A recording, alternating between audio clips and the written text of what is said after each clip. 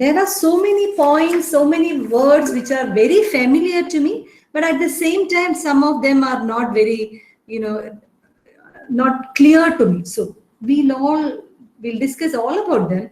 But as I told you, this will be a discussion more than a teaching kind of thing. Okay, please cooperate with me. Please feel free to make any comments, make any remarks, make any point, come up with some point where we'll discuss more, and let's make this more interesting. Okay. So today, I'm not going directly into the Constitution of India. The Constitution of India, if you go to the historical background and all those things, we should think about British India.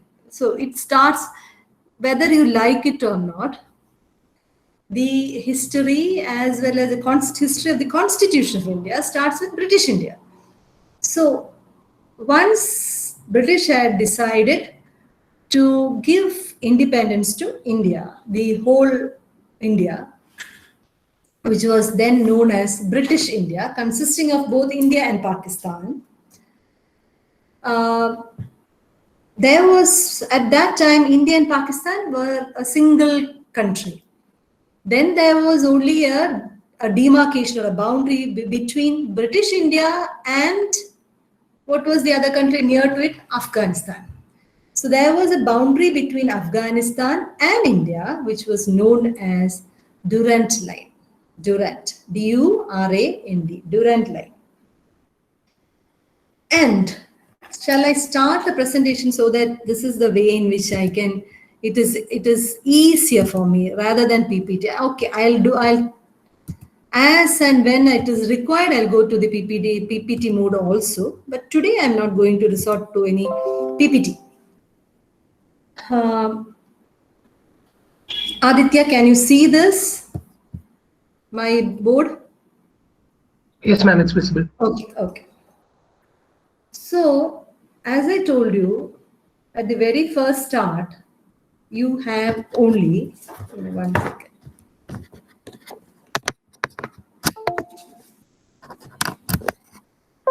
Okay. You start with British India, which in British India and Afghanistan was separated by the line called Durand Line. Durand Line. This you didn't know by heart, but just for your knowledge. This is interesting. So that was created in 1893, as old as 1893. But now the problem comes, because it's not a problem, but the matter comes where British India had to be separated into two, as Pakistan and India in 1947, as you all know. Now, how can we divide? The question is, now you should think about a situation where all of us in India, right from the peninsula up to Jammu and Kashmir, everyone were acting together as Indians to make the British give us freedom. It was a big movement in India. All of us, myself, maybe a person in Kerala, person in Jammu and Kashmir, person in Punjab, person in Bengal, everyone were acting as a single entity for the movement. So all of a sudden, when we start thinking, when I'm thinking about that situation, when people start thinking that we have to be divided into two countries, now the question is, how will we do that? How will we do that? So for that, the British government came up with something known as Mountbatten Plan. You all have heard of Lord Mountbatten. This is Mountbatten Plan. This is known as Mountbatten Plan of 1947. It had two objectives. First objective was how to divide the country. Second was to decide upon which all princely states. Princely states means what? most of the areas of India were ruled by Maharajas and Rajas and Maharajas. So, first thing the Mountbatten plan had to do was to divide. Where should be the boundary between India and Pakistan? That was one objective. The second objective was to decide which all princely states should come to India, which all princely states should join Pakistan. These two were the important objectives. Now, this is not very easy. Now, suppose I come to your class and I'm asking you, now this is a single class and I want to divide you into two, and I want to know who all are coming in this. I will be giving balloons in one, I'll be giving cakes in the other for the other group, or maybe I'll be giving ice cream for one group, I'll be giving cake for the other group. How will I divide it? Because all of you are belonging to the same class. If you go to Pakistan, it's good. If you go to India, it's good. But how will you decide? So that was a major problem. Think about a country where a lot of energy was lost, and lot of energy was expended to get freedom. And finally, we are ending up with a situation where we are finding ourselves to be separated into two. So one, you have to make a boundary between the two countries, and secondly, which all princely states should be included in each of the countries. So this is Mountbatten Plan in 1947. And to enact the Mountbatten Plan, a British Parliament passed a law called Indian Independence Act. Indian Independence Act in 1947. Okay. Why did they pass that act? So that Mountbatten Plan 1947 can be enacted, can be implemented. Okay. So that two dominants, that is how it is known as, two dominants, India and Pakistan, can be brought about. That is what put it. So the first objective. Now, what was the first objective? To decide. Second objective, to divide. Second objective was to integrate the princely states. So the first objective as to divide. So the decision was taken that whichever areas have high population of Muslims, that will go to Pakistan. Whichever areas have high population or majority population of Hindus, that will go to India. That is how Mountbatten Plan worked out.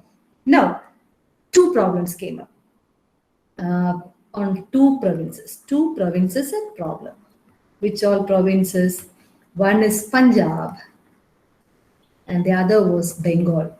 Now, if you know the map of India, I don't want to draw the map of India and discredit myself.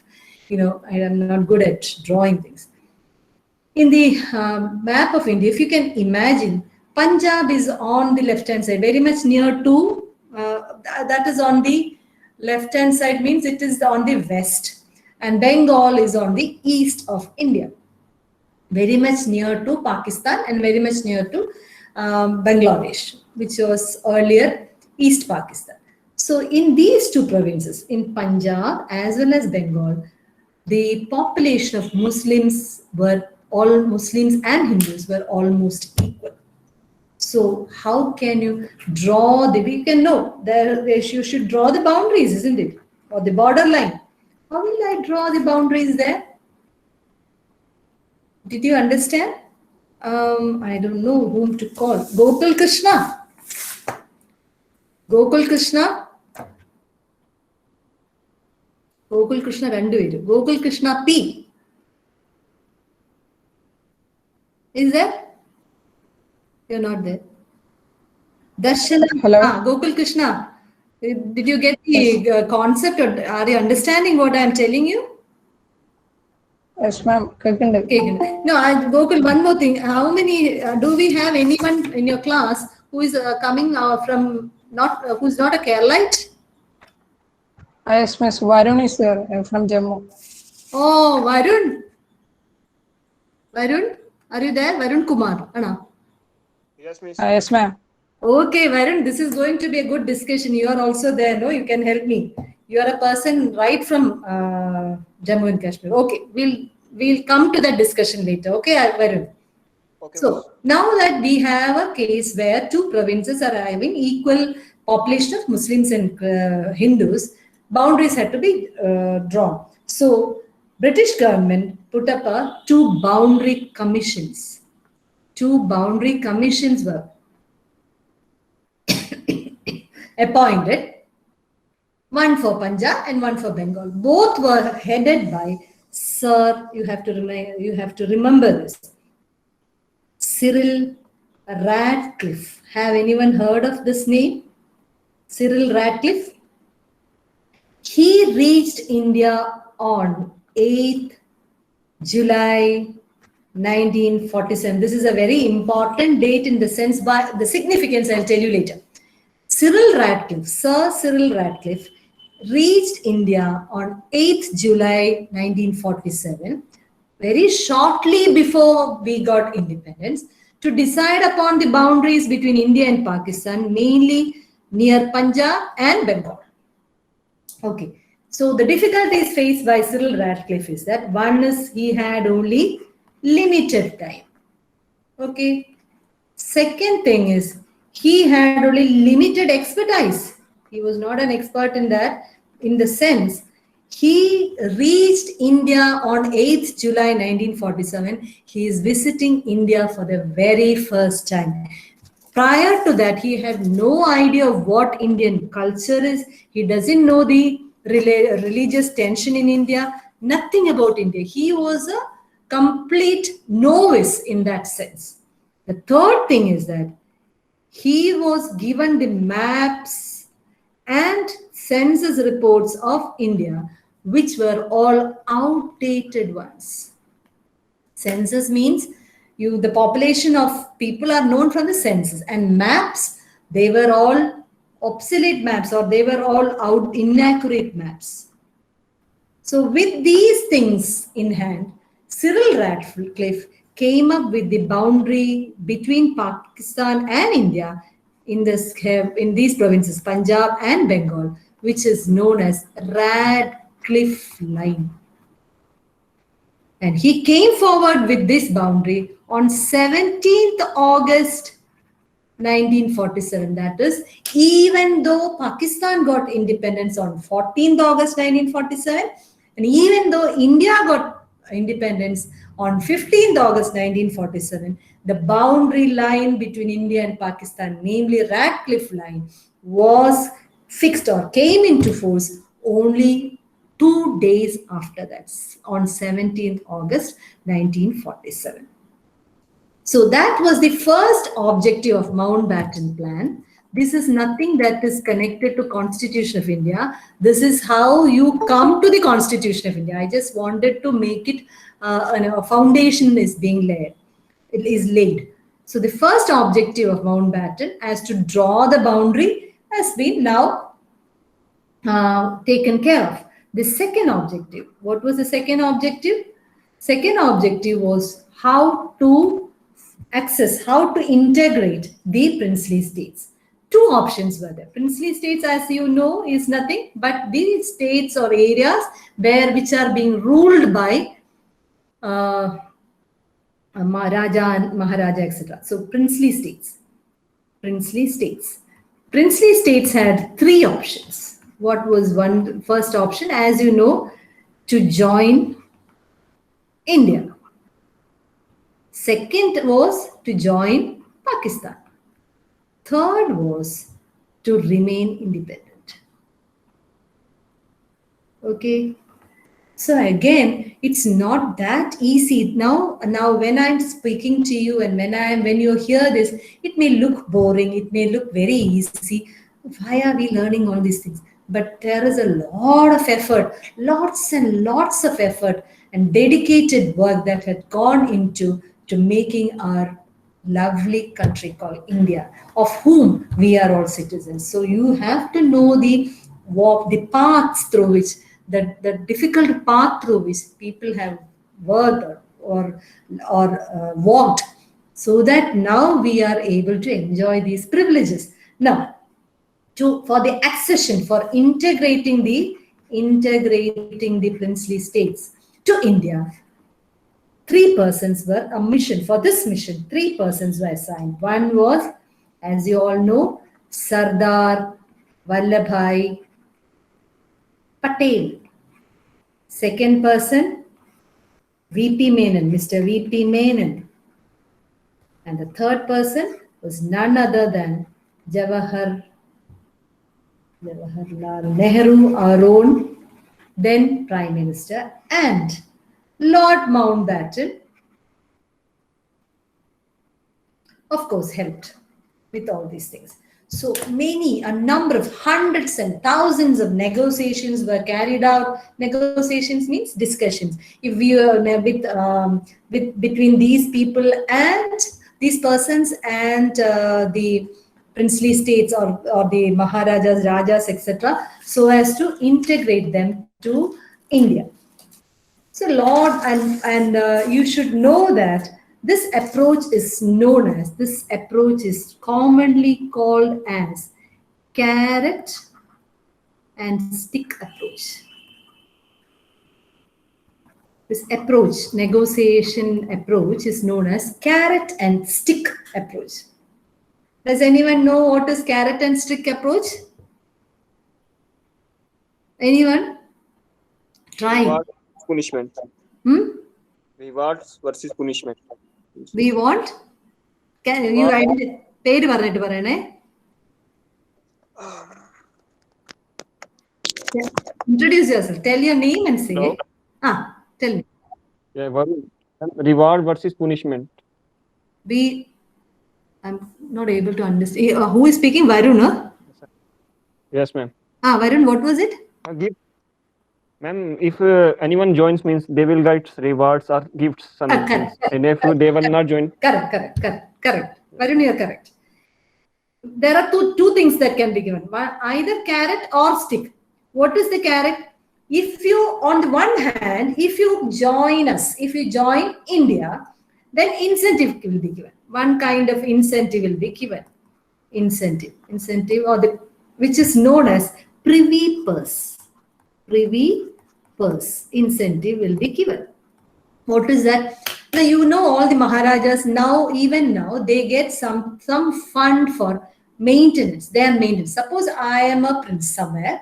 I am a Maharaja. If I join my state to India, the promise that is given to me is that I will remain as a Maharaja or some namesake, and I'll be given all for my maintenance. They will be giving some fund. That is called carrot. If not, on the other hand, if you do not integrate with India, if you do not join India, we may take military action upon you. That is stick.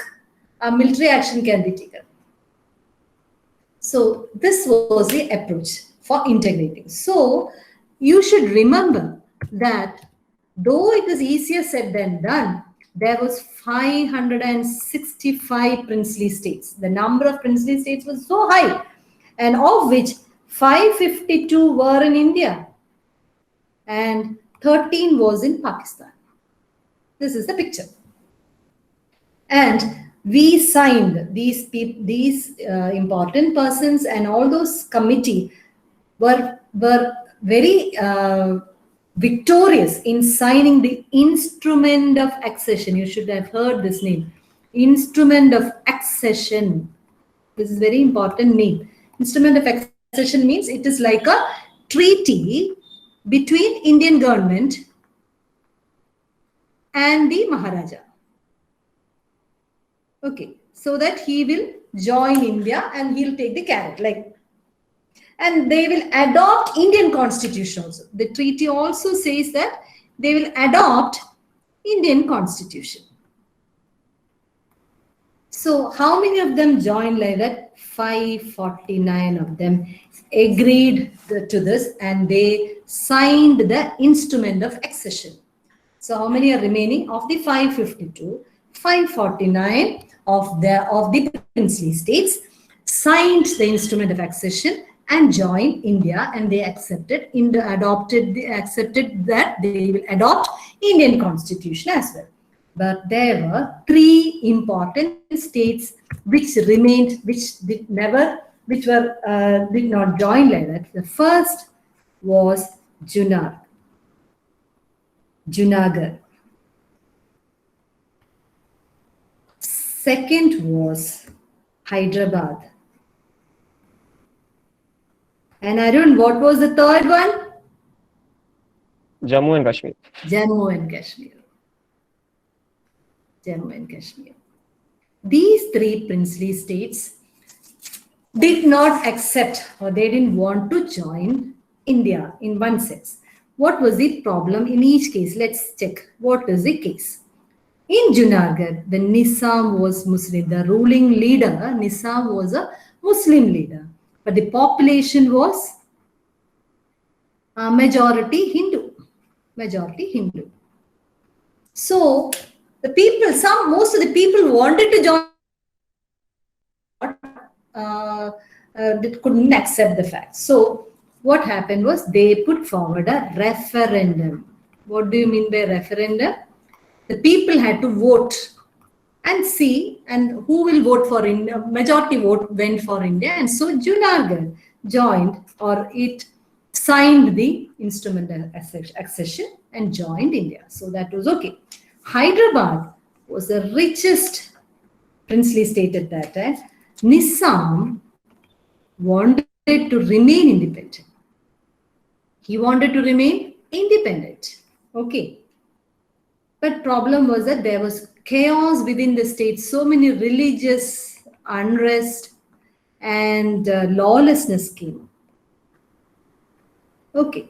So even India was getting affected by that, and Sardar Vallabhbhai Patel launched something known as Operation Polo. Operation Polo. And the neighboring states also joined their forces with Government of India forces, and Operation Polo was successful. And in September 1948, remember, only in September 1948, Nizam signed the instrument of accession and joined India. Now, the third, so Hyderabad was also integrated onto India. The third princely state was Jammu and Kashmir.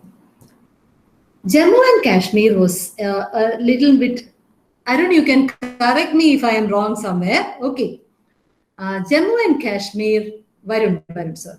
Jammu and Kashmir had a little bit different kind of, was a different kind of princely states in the sense that they had their own legislation already. They had their own rights and protection, rights, RIGHT, rights and protection already. Already there was these written rights, protection, etc. And in which one particular right was right to property. That is, every citizen in Jammu and Kashmir then had the right to property. I will have a right to property. There will be a property for me also. So the problem came because the question came very as to whether it will remain with, suppose Jammu and Kashmir gets in itself integrated to India, will this right to property remain with the Kashmiris, or will it become open to all the Indians, or will it be will it have to adopt the Constitution of India, because it already has some legislation and protection for its citizens. So that was the major concern there. And the Raja Jammu and Kashmir, JNK Raja was a Hindu Raja. It was a population was highly Muslim, majority Muslim population, but the Hindu Raja, Maharaja Hari Singh. Maharaja Hari Singh was the ruler. The Hindu Maharaja Hari Singh was ruling over a Muslim majority area. So what he wanted was to remain independent. Okay. But in October 1947, October, after independence, Pakistan tried to occupy certain, that is, Pakistan militia came into Jammu and Kashmir, and Maharaja was terrified and he wanted assistance from India. He asked for assistance from India. But then the Indian government said, in what capacity will we assist you? You are not a part of India, then how will I be assist you? So, Jammu, the Maharaja was compelled by the circumstances to sign the instrument of accession, which he did on 26th October 1947. Remember, Pakistan militia came on October 1947. He signed on 26th October 1947. Indian army came over to Kashmir, and some portion of the territory were Pakistan forces were turned back. But then it was a war. All of you should know there was a war a whole-scale war between India and Pakistan. And on 1st January 1949, a ceasefire agreement was done. Ceasefire means stop all the war. Ceasefire agreement was made, and an LOC, line of control. You must have heard of all these things. Line of control was drawn, and that was the decision was that as of now, where do you stand? Where is the Pakistan military standing? Let them be there. And where is the Indian military standing? Let them be there. So you have 1/3 of the part of Jammu and Kashmir remaining with Pakistan and 2/3 remaining with India. Now, India's contention is that this has already been sent. The whole of Kashmir should have been to India, and that is still going on. The tussle is still going on. There should be some referendum, all those things. Anyway, the articles governing this, in the Constitution, there are so many articles. The articles governing this is Article 35A and Article 370. We are not going in deep into it. This is how we stand in 1947. From tomorrow, we'll see how we started to do our constitution or the rules, so that this whole chaos somehow came into completion, and we all became very peaceful, and India, the country India, the state of India, came into force. Okay, so that is all for today. Tomorrow we'll go on to what? We'll go on to the actual constitution, hopefully. So hope you have any discussion needed. Anything, Aditya? No, ma'am, it was clear. Yeah, this is nothing to study or anything. This is something that you have to feel for yourself. Ale. Varun, is it okay, Varun? Yes, ma'am. Yes, ma'am. So let's be very good citizens and learn Constitution of India. I'm enjoying it. Okay, thank you so much. Have a nice day. Thank you. Thank you.